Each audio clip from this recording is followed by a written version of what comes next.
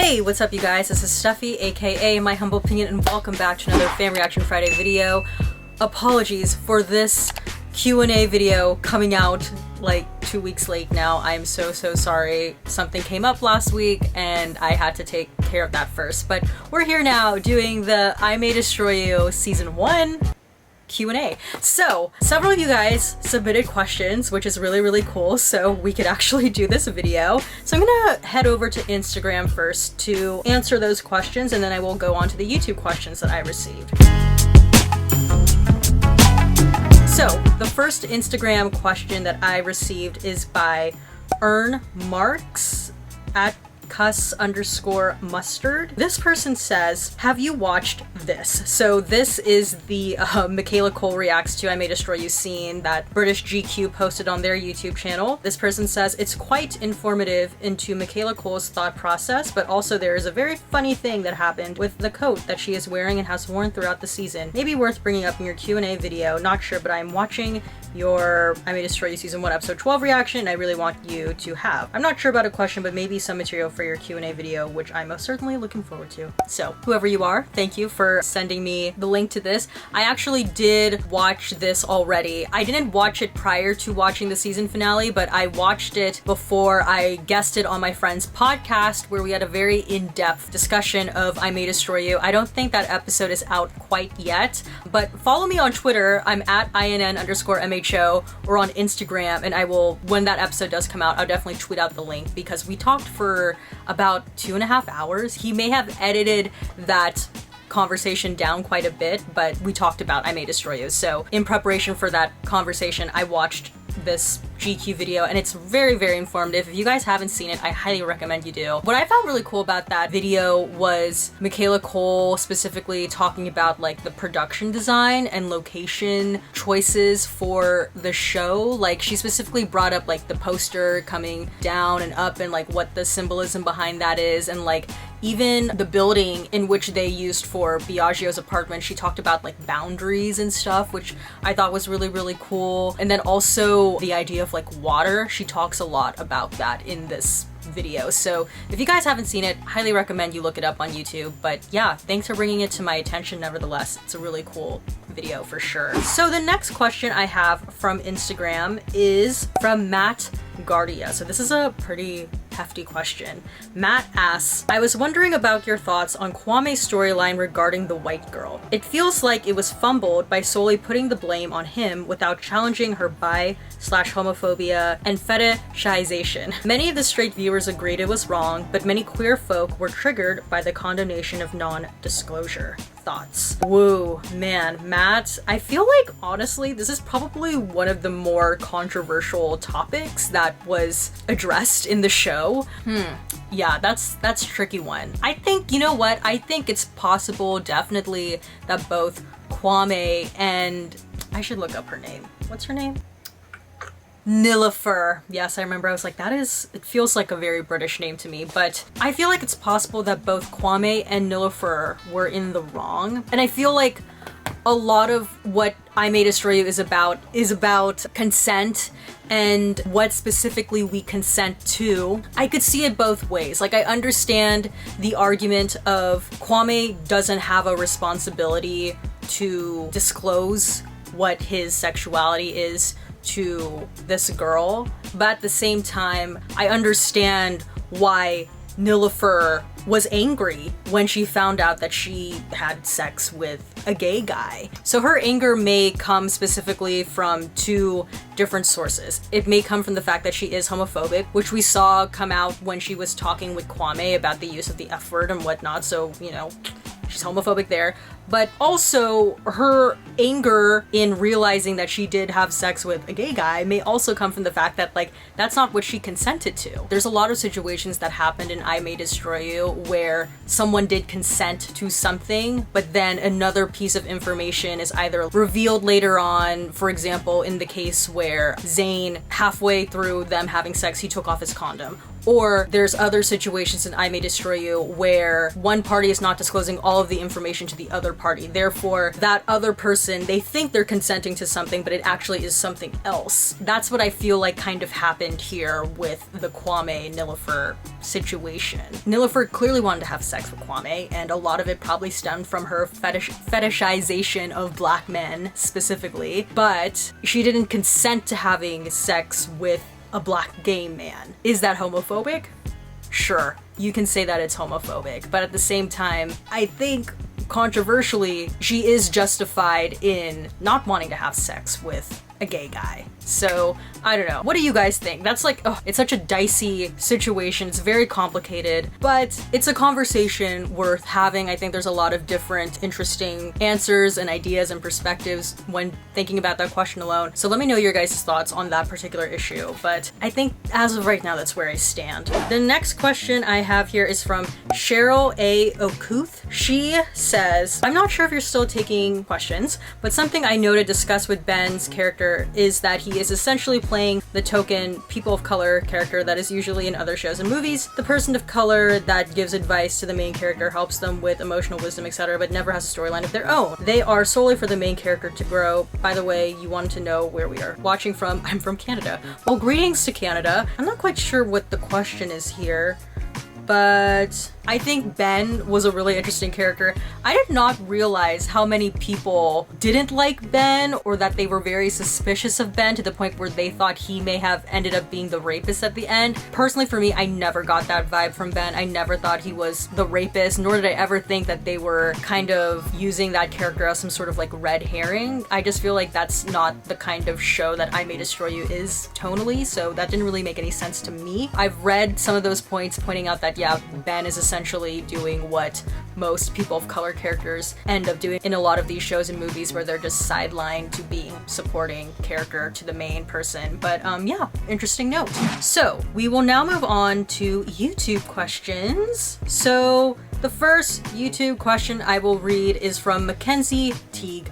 Mackenzie asks, as a non-person of color person, I was just wondering about your thoughts on how the many forms of racism and the whole topic of race was discussed in each episode. I thought the exploration of race in I May Destroy You was like really well done. Michaela Coel, who is a black woman, wrote and starred and directed and had a lot of creative say in the telling of this particular story. And I think when you have a person of color who is in that room, and especially at the helm guiding the story, it adds a lot of nuance and authenticity in exploring those ideas related to race, and the show benefited off of that. So just seeing the Black British experience played out on TV was cool too. The next question I will answer is from Amelia Craig. Amelia Craig asks, I like the 3 alternate scenes in this finale. Such a unique, fascinating, and thought-provoking input to the finale. My question is, if you could only choose one scene out of the 3 to feature in this final episode, which one would it be and why? Loved your insight into this episode. It helped me understand parts in which I was slightly confused about. Thanks, Amelia from London, UK. Well, shout out to Amelia. I know you watch different shows that I cover aside from I May Destroy You, so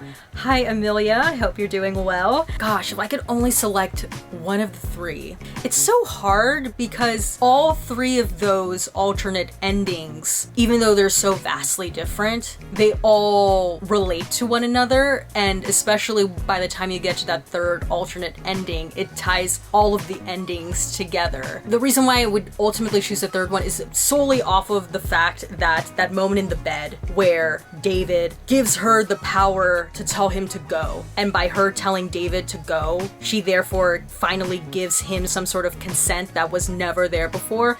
That moment alone for me is the reason why I ultimately would choose the 3rd alternate ending. So yeah. Next question is from the same person, so it's a batch of questions here. It's from African Cool Chick. So first question she asks is Ben an introvert or suffering from agoraphobia? So I had to look up what agoraphobia is. And agoraphobia, according to Google, is fear of places and situations that might cause panic, helplessness, or embarrassment. Gosh, you know, it's so hard to determine if that's what indeed Ben has, because we didn't really get to know him that much, and we didn't really get a chance to see who he was outside of the apartment. Like, we only ever saw him in the apartment. So maybe that's why you're saying that maybe he has agoraphobia, because he's scared to go out of the apartment. But I don't know. Again, we didn't really see what he was like outside of the apartment, so I don't know if I would go so far to say that. But maybe Ben also has just some sort of social anxiety, or maybe, you know, he's an introvert. Personally, I will say, out of any of the characters on I May Destroy You, I relate most to Ben. In fact, I think it's either in that penultimate episode or in the last episode when they show Ben pull out his phone and he starts watching a video on loneliness. I'm pretty sure I too have seen that exact video, because I'm pretty sure Ben is supposed to be watching a School of Life video from YouTube. So I do the same exact thing. Like, for me, I'm definitely a Ben, and I don't have agoraphobia. I definitely categorize myself as an introvert for sure, but I don't know, maybe he does have agoraphobia. In my opinion, I just feel like he's an introvert, and maybe suffers some sort of level of social anxiety, but I don't know. Second question is, was Biagio right to throw her out? Biagio definitely had a right to be angry that his personal space was invaded, because she did cross boundaries there. Again, consent. So on that end, I do think Biagio was well within his right to kick out Arabella. However, I don't think the way in which he kicked out Arabella was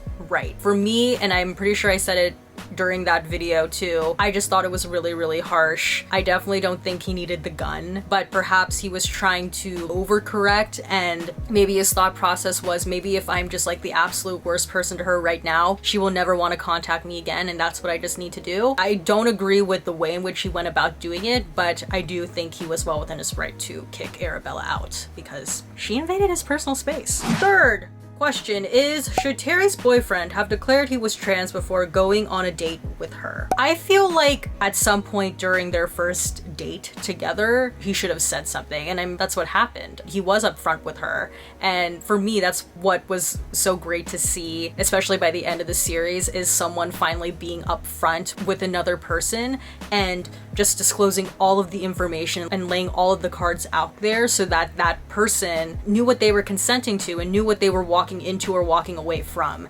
So yeah, for me, I don't think like he doesn't have to lead with, "Hi, I'm so-and-so and I'm a trans man," but at some point during their first date together, maybe he should try and like be upfront about it, or at least like within the first couple of dates. Like, I think if you have dated that person for a year and you still haven't said anything, like, that's a bit much. So question number 4 from African Cool Chick is Arabella a bit crazy, or just carefree, or traumatized, or all three? Gosh, I mean, I would say short answer is all three. I think Arabella is a very complicated human being, as we all are, and considering what she went through this past year, it's understandable why she's a bit traumatized, clearly, from what happened to her, and maybe why she may act a bit crazy and carefree at times, because especially in the beginning of the series, when you bottle up so much of like these negative emotions and you don't know what to do with them, you do kind of go a little bit crazy, and sometimes you just want to be, you know, carefree. So yeah, for me, I would say short answer, Arabella's all three. All right, and the last question is, was Suzie mean or just being professional? Maternal to plants, but cold and distant to Arabella. Identified more with traits than a human. That's a really interesting point. Is it a cop-out to say that I think she maybe was both? Do I wish Suzie was a bit more empathetic to Arabella, especially on a human level, especially after learning that she was raped? Yeah, for sure. I wish she was a little bit more delicate with Arabella, and her first gut reaction wasn't to try and exploit that story for business. But on the other hand too, when Arabella was not hitting her deadline, I understand why Suzie was getting a bit testy, because at the end of the day, Arabella was contracted. That's like a professional agreement that Arabella signed up to, knowing that she had to deliver something by a certain deadline, and it sucks. It definitely sucks that what happened to her is like inexcusable, and maybe that's on the employer's position to be a bit more flexible with the deadline after knowing what she went through, but I do understand where Suzie is coming from in terms of like, Arabella, you're not hitting your deadline. So for me, I would say I think it's possible that Suzie was both mean yet professional. And sometimes, like in a lot of cases, that's what it ends up being. Like a lot of people who work in the professional space, a lot of their actions can sometimes be seen as mean or like heartless. Alright, well, that's about it for this Q&A. I hope you guys enjoyed it. I'm so sorry that this came out late. Apologies once again. But yeah, thank you to everyone who submitted questions and watched these episodes with me over the past couple of weeks.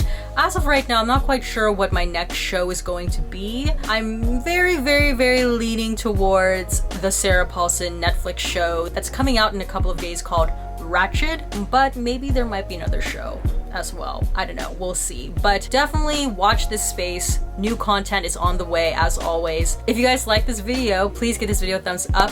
Don't forget to hit the subscribe button and please turn on the notification button down below so you know when a new video from me comes out. And comment down below any of your thoughts regarding any of the questions that were asked in the video. I'd definitely be interested to read them. I May Destroy You is a very thought-provoking show and one of the strongest shows of the year for sure, so would be interested to see what you guys have to say on that front. If you guys don't know, I host a podcast called Diva Dailies. It's a podcast where I deconstruct divas on film and TV. Honestly, that's where I'm spending a lot of my time and energy these days because a lot of those episodes are very involved with editing. So if you guys are wondering sometimes like how come she's not posting, it's because I'm working on my podcast. So definitely check us out. We're Diva Dailies. Wherever you listen to your podcast, you can find us there. And yeah, that's pretty much it. As always, everything I said, which is my own personal thoughts and all my humble opinion, and I'll see you guys in the next one. Bye!